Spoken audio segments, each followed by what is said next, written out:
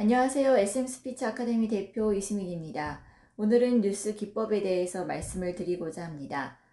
뉴스는 닭가체의 어떤 신뢰감 가는 그런 화법의 대명사라고도 볼 수 있는데요. 물론 이제 요조체로도 말씀을 드릴 수 있는 뭐 담화랄지 또 뉴스 앵커와 리포터의 어떤 대화법이랄지 또 전문가를 모셔서 하는 그런 부분에 있어서는 그렇지 않습니까? 뭐 그러시죠? 라는 닭가체를 혼용할 수 있겠지만 주요 뉴스 같은 경우에는 거의 입니다. 입니다로 끝나는 경우가 많습니다. 자, 그러면 제가 3월 5일 목요일 저녁 8시 뉴스 원고를 준비를 했고요. 이 원고는 JTBC 8시 뉴스, 주요 뉴스를 보시면 되겠습니다.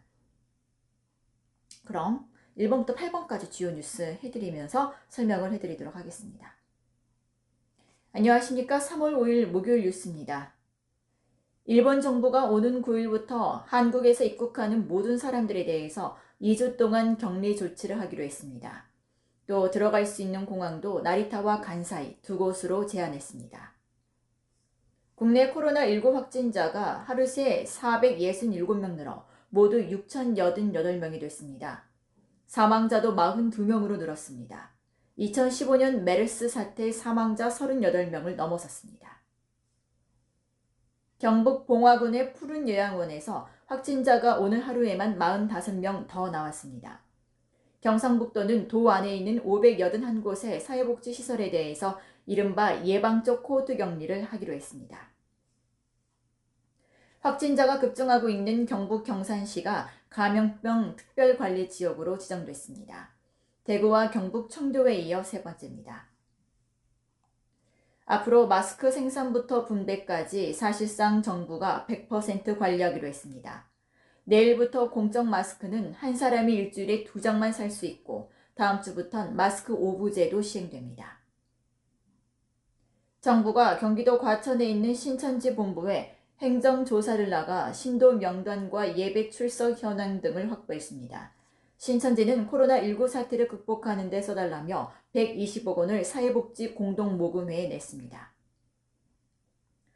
김정은 북한 국무위원장이 어제 문재인 대통령에게 남쪽이 코로나19와의 싸움을 이겨낼 것으로 믿는다는 내용의 친서를 보냈습니다. 문 대통령도 오늘 김 위원장에게 답장을 전달했습니다. 봄이 찾아오면 매화가 흐드러지게 핀 전남 광양입니다. 봄이 찾아오면서 매화가 흐드러지게 핀 전남 광양입니다. 원래 이맘때면 매화 축제가 시작돼 엄청난 인파가 몰리는데요. 올해는 코로나19의 여파로 축제 자체가 취소됐습니다. 잠시 후 밀착 카메라에서 전해드립니다. 네, 이렇게 한 1분 20초 정도의 주요 뉴스를 읽어드렸습니다. 뉴스 진행을 할 때는 이 짤막한 두세 줄 정도의 주요 헤드라인 뉴스가 있고요. 그리고 또 기자와 간담회를 하는, 그러니까 기자와 대화하는 그런 형식의 뉴스도 있습니다. 여러 가지 것들이 참 많아요. 여러분들 한번 살펴보시면 뭐 24시간 뉴스 채널도 있고요. 또 여러의 뉴스 채널들이 있기 때문에 여러분들 노트북으로 이제 인터넷으로 이용을 하시면 더 많은 원고들을 보실 수가 있는데 그 뉴스 원고를 어떻게 읽느냐, 그 첫 멘트가 참 어렵다라고 이야기를 하세요. 첫 멘트. 예를 들어서 이제 앵커 멘트에 있어서 마스크 대란을 돌파하기 위해 정부가 비상대책을 꺼냈습니다 했을 때 그 첫 문장을 어떤 식으로 할 것이냐 가장 어렵다라고 수강생들이 이야기하시는데요. 제가 복식 발성을 얘기해드렸죠. 그리고 또 발음 연습을 해드렸어요.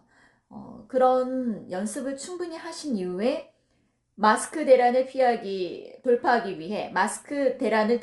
위해 정부가 비상대책을 꺼냈습니다. 이렇게 복식 발성으로 나오셔야 되는 거거든요. 마스크 대란을 이런 식으로 목을 높여서 하는 것보다는 복식 발성으로 먼저 하시고요. 그리고 어려운 발음들을 연습을 한 3, 4번, 5번 이상은 좀 해주시고요. 거의 뭐 욕심 같아서는 10번, 20번 넘게 해주세요 라고 이야기를 해드릴 수 있겠습니다. 그리고 세 번째는 원고를 처음부터 끝까지 연습을 하시는데 주어에서 한번 끊으시고 목적어에서 씌워주시고요. 뭐뭐뭐입니다. 이 서술어에서 조금 내려주시면